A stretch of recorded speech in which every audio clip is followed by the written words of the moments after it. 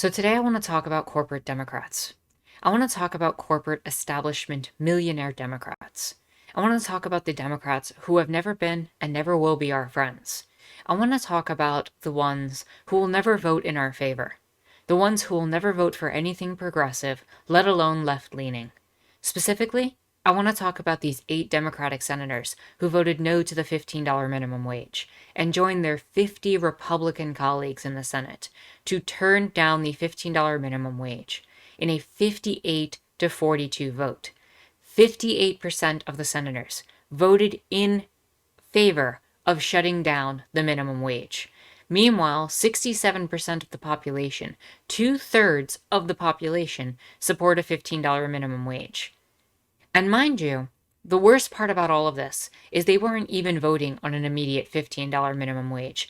They were voting on a $15 minimum wage that would incrementally increase by the year 2025. By 2025, we should be talking about a $25 minimum wage. We were talking about this $15 minimum wage and how it was necessary in 2012. We haven't had a minimum wage increase since 2008 at $7.25 an hour, and nothing is working. Even states that have moved into having the $15 minimum wage have not been enough. And yet these 8 Democratic senators have come in and shut this down. And I expected this from maybe Senator Joe Manchin, but the rest of them didn't even have to vote this way and still chose to. So let's talk about why they made excuses to do so. Let's talk about their excuses. And at this point, I will call them nothing but excuses, because there is no valid reason why we cannot have a $15 minimum wage in this country, let alone going higher. People are suffering between the pandemic, between the bad economies, between everything that keeps going wrong. And the $15 minimum wage is one of the least things that people could get from the capitalist class. Wage theft is already a massive issue on how much is stolen from people every single time they go to work and labor. But to get a $15 minimum wage, to be able to support a family, to support oneself let alone, is not even enough. And we can't even get that. $15 was the compromise, and it still failed. So who are these 8 senators? Well, these are the 8 of them. You have Democratic senators. 7 of them are Democrat, and 1 is an independent caucusing as a Democrat, to be perfectly specific. The Democratic senators are Senator Sinema, Senator Tester, Senator Coons, Manchin, Shaheen, Hassan, Carper, and the independent Senator King. And all 8 of these senators had their own reasons for specifically voting against the minimum wage increase. And none of them touch on the reality that most Americans are experiencing and the reality of what is going on in Americans' lives as they're choosing between food, housing, car payments, whatever bills they have to try to sustain themselves, they are choosing between them. Food, medicine, rent, everything else. This is not working. This whole system is not working, and these 8 millionaires chose actively to vote against people getting an increase in their wages. So I think the most pressing one is Senator Sinema, because Senator Sinema has come out in favor of the $15 minimum wage a lot in her history. But when she was met with this vote, she actively walked up and made a display of it and gave a thumbs down. And this display has been breaking out all over the internet because this has been the most remarkable display of just disrespect towards the working class of the United States. To have this woman come out and just give a thumbs down after, mind you, this clip doesn't even show that, after she patted the back of Mitch McConnell on the way out to the Senate floor. She voted this down with a thumbs down. This is a slap in the face. Now, her reasoning, I have on screen is her reasoning, and I will read this out loud. Senator Sinema says, "I understand what it's like to face tough choices while working to meet your family's most basic needs. I also know the difference better wages can make, which is why I helped lead Arizona's efforts to pass an index minimum wage in 2006, and strongly supported the voter-approved state minimum wage increase in 2016. No person who works full-time should live in poverty. Senators in both parties have shown support for raising the federal minimum wage, and the Senate should hold an open debate and amendment process on raising the minimum wage separate from the COVID-focused reconciliation bill. I will keep working with colleagues in both parties to ensure Americans can access good paying jobs, quality education, and skills training to build more economically secure lives for themselves and their families. Well, there's something that needs to be said here. The way the Senate is functioning, the way that it works right now, while this sounds great, oh, we'll just throw it in another bill, I don't want to hear that. Because it won't happen. The budget reconciliation process was the only way to move against the filibuster without completely destroying the filibuster. Meaning that you would require a bipartisan measure that would require 60 senators, including 10 Republicans, plus the 8 Democrats that were already not on board with this, to come out in favor of a minimum wage increase. Now, I know I'm being specifically hard on these Democrats. I just need to say this. The Republicans are their own special issue. I knew what the Republicans were. We all knew what the Republicans were. And addressing all of them and what they think is just too much to go off of. Each one of them comes with their own baggage. And they all should, quite frankly, be removed from office because they are out of touch with the reality of people on the ground in the United States. But where we can focus our energy is on these 8 Democrats who should also be removed from power, who should also be shifted. And Senator Sinema should be one of the first removed because she effectively just erased the possibility of getting anything close to a $15 minimum wage, talking about what amounts to bipartisanship, which is the same thing I expect from Senator Joe Manchin. And I've done a whole video on him, on how he will be the roadblock. I didn't expect it to move quite as far into 8 different senators. I expected there to be a few that would follow suit with Manchin, but 8 of them. So let's go over the rest of those 8. Well, you have, from New Hampshire, you have Senators Shaheen and Hassan, 2 senators who came out with the following. When asked why the New Hampshire senators broke with the vast majority of their party on the vote on Friday, aides to Shaheen and Hassan pointed to separate interviews they gave earlier this week. Both senators have called for raising the federal minimum wage to $12, but said it should be done in a separate bill. So again, whenever we see separate bill, don't take that as them being some sort of, benevolent people. That means they're talking about making it bipartisan. That means they're talking about giving the Republicans power. That means they're talking about working with the Republicans on this, who will drive that $12 down. Because $12 is their cap. They'll be comfortable with a $10 minimum wage. It's not affecting them. They don't have to live off of it. That's not their problem. So when they talked to Shaheen's office on Friday, the senator supports raising the minimum wage to $15 an hour, but with, quote, safeguards in place for small businesses and restaurants that have been hit particularly bad by the pandemic. Now, I'm going to be real with you. I'm getting tired of hearing about this small business thing. I really am. I know there are people who make their livelihood off of small businesses, and some small businesses are not, we're not even talking about places that might even have, a large number of employees, let alone employees in general. Sometimes it's just an owner running a business. And I get that. I get that perspective. But I'm going to be real right now. A $15 minimum wage is not the issue. If you want to talk about providing subsidies for small businesses and taking them away from large corporations, that's an issue you can talk about. If you want to talk about how it is that small businesses are being pitted against people trying to get a $15 minimum wage, that's the bigger issue at play, because that's what's happening here with this conversation.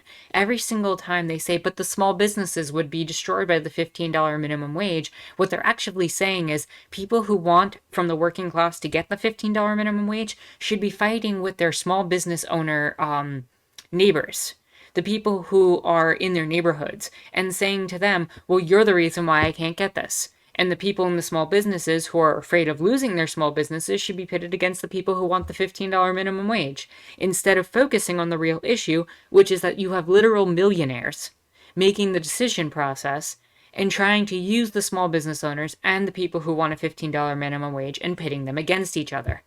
And the Republicans have their own version of this, which has even more to do with xenophobia and larger small businesses and large businesses and corporate donors and everything else.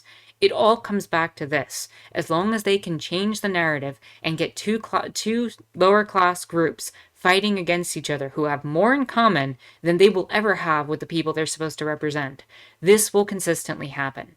So anytime you see this, the calls for bipartisanship, the calls for small business, it is just basically another dog whistle out there saying that we don't want to deal with the issue, we are perfectly fine with the status quo, and you should fight against each other and try to get the minimum amount that we can get out of people. Something like a $10 minimum wage or a $12 minimum wage. We support the increase, just not as much as you want and need. But this isn't working. 10 and 12 isn't going to fix the problem. 15 isn't going to fix the problem inherent in the system. But it still would be a lot better than what we're bargaining on. And again, that's not until 2025. So who else do we have? We have Senators Carper and Coons, who basically, Carper had said that he wanted to push for the raise of the $15 minimum wage in Delaware for years. However, he said that he voted no on the latest effort because it could affect small businesses. What a shock. When we look at Senator Carper, his perspective was that what might hurt small businesses. Look at that. It's like it's the same thing being repeated by every single one of them, as if they all have come to the exact same perspective. And it makes me wonder if their corporate-backed donors have basically told them to push this narrative for one reason or another, up to and including everything that I've just said. So when we look at Senator Tester, we get something akin to this. I don't think it's going to be $15 an hour implemented tomorrow, even if it's in the bill. I think there will be plenty of debate on how to get this implemented moving forward. I think there's merit in bringing the minimum wage up. However, I think we just got to be careful that we don't put our small businesses in a bad situation. Montana is a small business state. And just to be real about how much of a small business state Jon Tester actually believes in, he's actively moving to get the Keystone XL pipeline amendment put back in place to override President Biden's decision in stopping the pipeline's process. And this pipeline is not about small business. This pipeline is about large corporations. So who are they really trying to serve? And just so we can get the whole thing completed, let's take a look at Senator King, and for good measure, let's add Senator Collins, who I think a lot of people can agree is probably one of the most left-leaning Republicans, which is just a problematic phrasing, but she is probably one of the more reasonable Democrats from a lot of reasonable Republicans from one of the from a more moderate perspective. So let's take a look at what they are saying. Well, Senator King, an independent who caucuses with Democrats, told Wall Street Journal last week that he supports a $15 minimum wage, but not the current push to eliminate the sub-minimum wage. The sub-minimum wage, if you are not familiar with that, is $2.13 an hour. It is the wage that is given to restaurant workers and anybody who receives tips. You get $2.13 from your employer, and everything else is made up in tips. Now, the sub-minimum wage would have been raised up to $14.95 over the next few years. And he voted against that. Why? Because it might hurt restaurants. So what's the real reason? It might hurt small businesses and larger businesses. It might hurt the business aspect of the economy, and it'll cause employees to get laid off. But this has been proven time and time again to not be true. Somehow stores like Costco, I know that's a larger business, can afford to pay a minimum wage of $16 to their employees without suffering. Meanwhile, Walmart has it set at like $11 or $12? You're telling me that we can't move these prices up, even if we had to do it gradually over a number of years, that it'll affect the bottom lines of all these companies? What it'll really affect is how much the owners take home at the end of the day in most of these businesses, especially the large ones. And for the small ones, if it's really that much of an issue, start shifting subsidies. Start talking about how to fund them and how to back them up if you really want to prop up small businesses. But that's never really been the real interest. Small businesses are just used as a tool by these establishment and corporate Democrats and their Republican counterparts in order to prop up their positions of power and to prevent anything from actually getting done to move towards any sort of progressive policy. The $15 minimum wage isn't even something radical, let alone progressive at this point. It should be a standard and it should be the status quo. And the fact that a state like New York still only has a $15 minimum wage has been woefully, inadequate. A lot of these places who have put the $15 minimum wage into place is inadequate. People are still struggling with that. And federally, that's the least we can do. So let's take a look at Collins, just quick to throw her in since we have the bonus information right at our hands. So Collins has been at the forefront of efforts to weaken the push for a higher federal minimum wage, joining a handful of Republicans in introducing legislation that would raise the federal minimum wage to $10 by 2026 and mandate an E-Verify to ensure the wage increase only goes to legally documented workers. So here's what you get with one of the more left-leaning, again, I use that in quite a favorable terminology, Republicans. She wants to add xenophobic policies that will deal with this idea of documented workers versus undocumented workers and have to verify it and pay for an entirely different system to, deal with and create policies of racism, and only wants to increase the minimum wage to $10 from $7.25 an hour over the course of the next 5 years. This is what we're dealing with, and this is who all of these 8 Democrats want to work with. They want to work with these people and treat them as if it's some sort of bipartisan unity thing and everybody's going to be happy. When 67% of the country right now already supports a $15 minimum wage. When by the time we reach 2025, that number should be closer to $25 an hour if we go by any of the estimates and standards. This country is failing and it is not working. And either we change the whole system, which I totally would advocate for if we could ever find a way to do it, or we start changing the Democratic Party from within. We start primarying every single one of these people and start with these 8 in particular. These 8 right here. And if you want to know something, I'm just going to point it out. 93% of Black Americans support the $15 minimum wage. Do you see something that's unique about these 8 people? They're all white.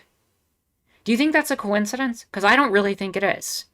I'm not saying white people can't be progressives and white people can't support these progressive policies. They do. A good number of people in the US do.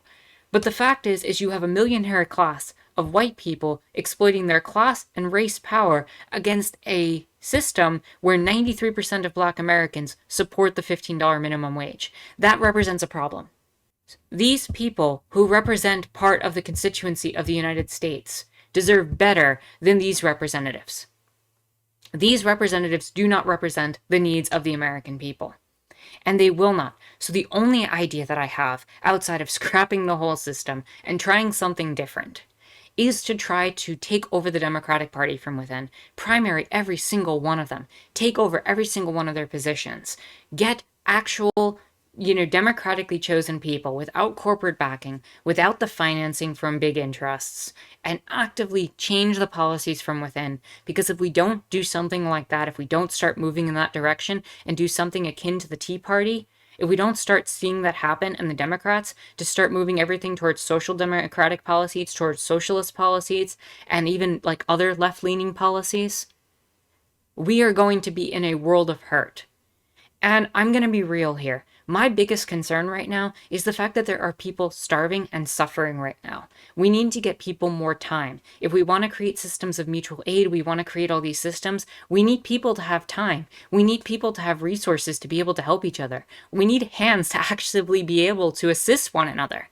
And right now, there's so much suffering going on that I don't even see the capacity for people to commit to that much mutual aid and create that much good in the world. When we're struggling for our own individual causes, we're forced to compete against each other for jobs and other positions. But I could go on about that.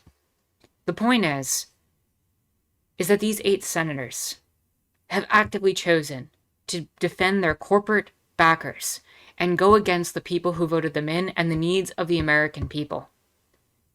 We need to vote them out. We need to make change. We need to actively get people in here who actively are going to create progressive policies, because otherwise we're looking towards fascism in 2 to 4 years. That's just the reality of it. So with that said, if you like this video, you can give it a thumbs up. You can hit the subscribe button and bell for notification. You can follow me on Twitter and check out my Discord in the description down below. My name is Anarchist Tara, and I hope you enjoyed watching.